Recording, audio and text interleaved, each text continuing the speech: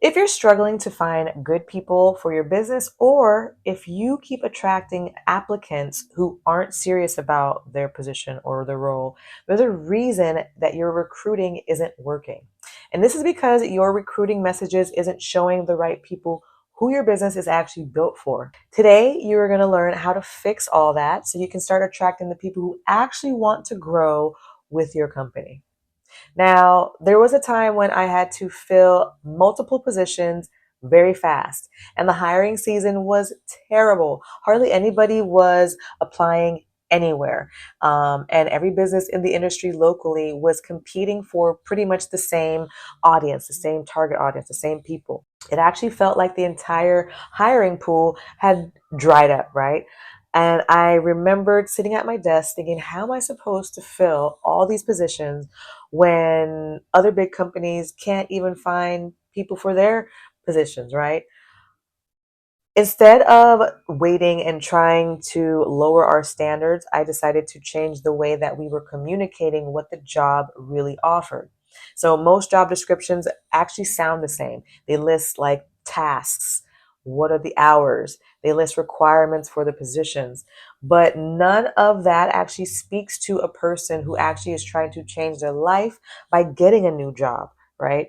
So I decided to rewrite everything about the job post. I decided to talk more about the growth of the position, and I talked about what kind of person would thrive in this environment. I also showcased what the job helps them build overall. And I was trying to speak directly to the worker who cared about purpose, not just about the pay. So when the hiring campaign started, we saw better fit candidates were applying for the job. And those candidates were actually understanding who the job was for. They could actually see themselves inside that role. And that's why they were applying with intention. They were determined to fill this position.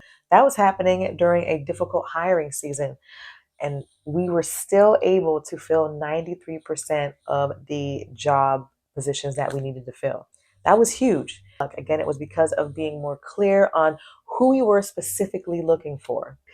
If it's feeling very difficult for you to find people for your positions that you're hiring for, then it could be that your job messaging isn't speaking to the person who would actually thrive on your team. Okay. Most job posts, again, talk to everyone. They're trying to just throw their line in the pond to try to fish the perfect candidate instead of using the correct bait to attract the ideal candidate that they're looking for. Does that make sense? Okay. They're hoping to just, if they just put it out there, somebody, the perfect one is going to come and fill that position. But instead, what ends up happening, they either attract no one or they attract somebody who is just looking to fill a space. Okay.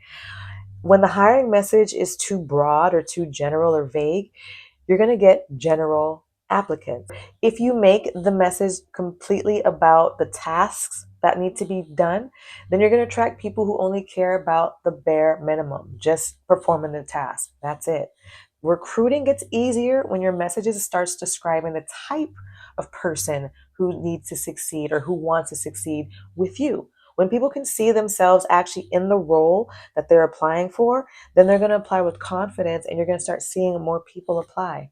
If they can't see themselves in that role, they're going to move on and they're going to go somewhere else. And that's going to be good for you in the long run as long as you're directing that focus specifically to who you're trying to attract. Okay. Way before the interview even starts, you can do this by just using the correct verbiage and the correct focus when you're making these posts. Okay. The correct candidate wants clarity on what they are going to achieve, what they're going to get, their growth in the role, in the position, right? It's the benefits and not the health benefits. I'm talking about the benefits of being a part of your ecosystem, a part of your company. So if your job message feels like it's just listing a whole bunch of tasks, it's not really telling anyone who you're looking for.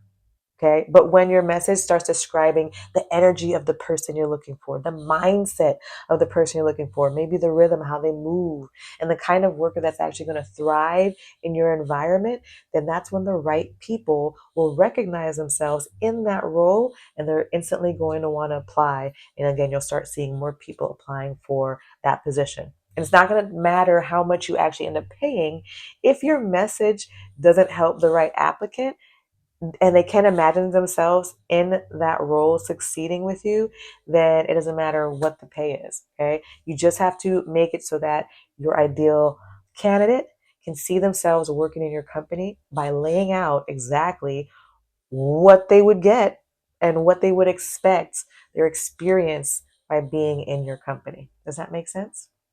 So when you're able to communicate the specific purpose or the reasons that the candidate will thrive or grow in this position, then the right applicants will step forward and they're going to apply, and you're going to have a whole abundance worth of candidates to choose from. So just keep focus on what you're actually trying to attract in that position versus just, again, putting out a broad message to just get whoever wants to tap in.